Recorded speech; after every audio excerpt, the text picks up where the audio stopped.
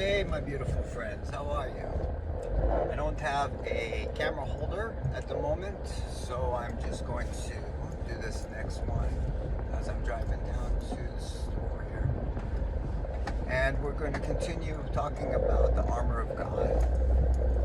And this is, again, a spiritual battle, and we're in the section right now where we're talking about having the faith of grabbing the shield to combat all fiery darts and attacks from the evil one on us.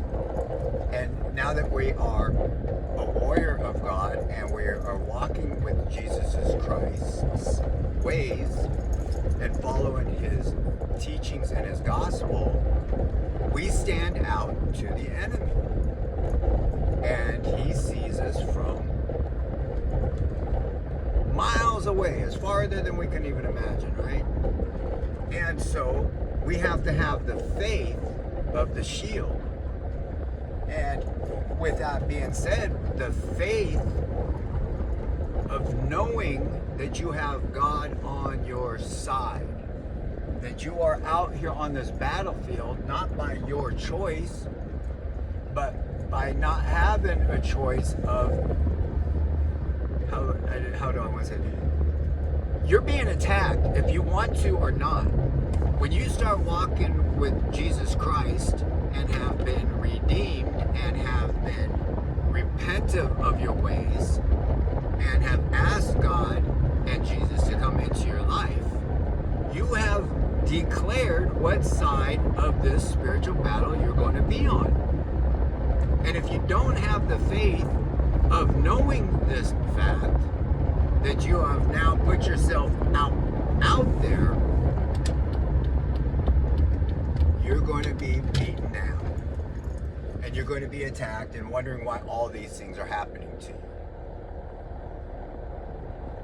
But if you realize that you are now have chosen to be on God's side, you have chosen to be in this righteous battlefield, you must have the faith that God is on your side. You must have the faith to pick up the shield of the armor of God that will protect you from the Satan's ways and his minions throwing accusations, harmful things at you.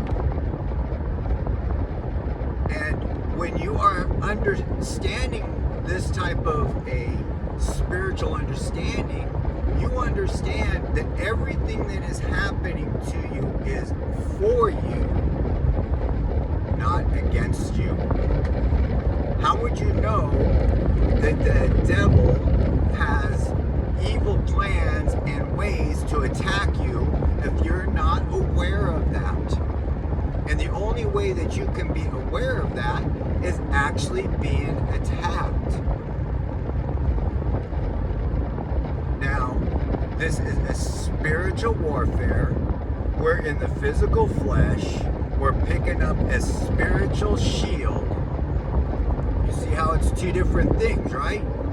And so when we're battling against not flesh and blood, but principalities and the evil ways and schemes of the devil, we have to understand that we need to keep our thoughts, our head, and our accusations and the way we attack others are no longer the same as it was before we went down this path of the righteous battlefield.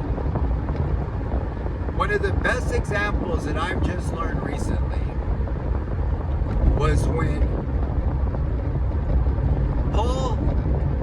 Jesus was getting ready to go give himself up to be crucified as the last sacrifice.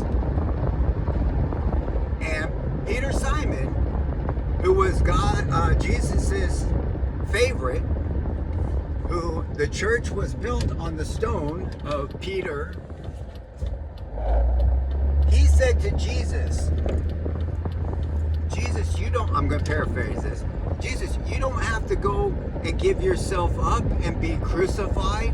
you can stay here with us and keep teaching your ways. And Jesus responded back to his favorite disciple.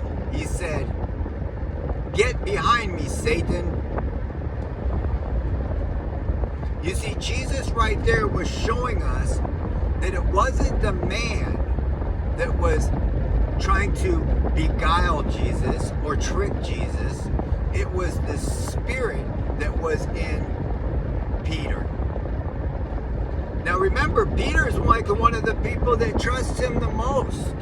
He's walking with Jesus, and he still was able to be beguiled by Satan. And that's you and me. We are still able to be beguiled by Satan's ways, by attacking others, letting our flesh be mad when somebody cuts us off on the street, cuts in line at the store, or somebody that you know or respect or love says mean things to you, consciously or unconsciously, and then we're mad and attacking that person. When we have the faith of holding up the shield from those fiery darts of Satan, we understand it's not coming from man, but Satan does not walk amongst us. He influences man to do his bidding. And then man, with a black heart, a broken heart, a heart that won't heal, and a weak mind, will accuse and attack other human beings. We're all guilty of this.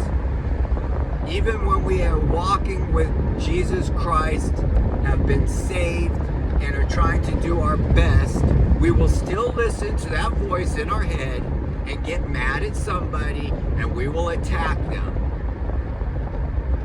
If Simon was able to be beguiled by the devil, what makes you think that you've got more spiritual understanding than Jesus's favorite? Okay? We have to be able to be humble enough to understand that our flesh is not going to be able to save us. That it's the grace by God that will help guide us.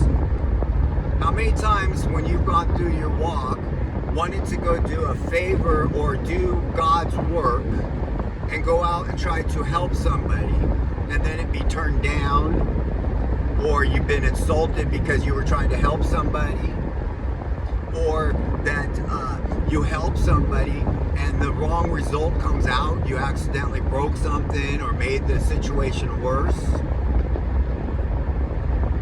So it's a very fine line being able to do what God's asking you to do or what your flesh is saying that you should do. And that's why it's called a spiritual battle.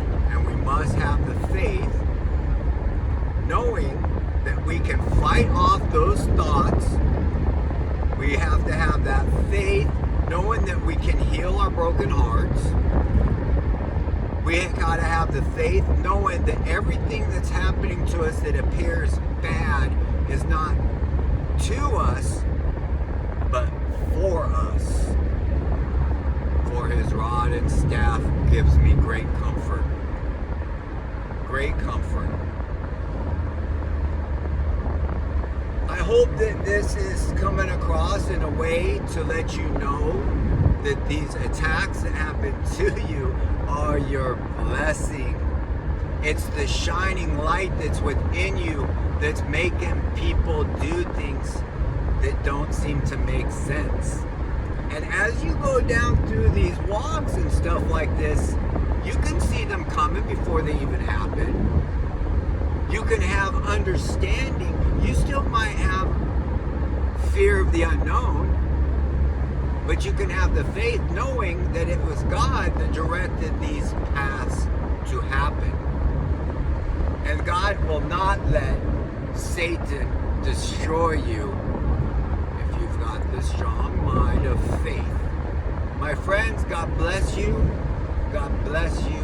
God bless you.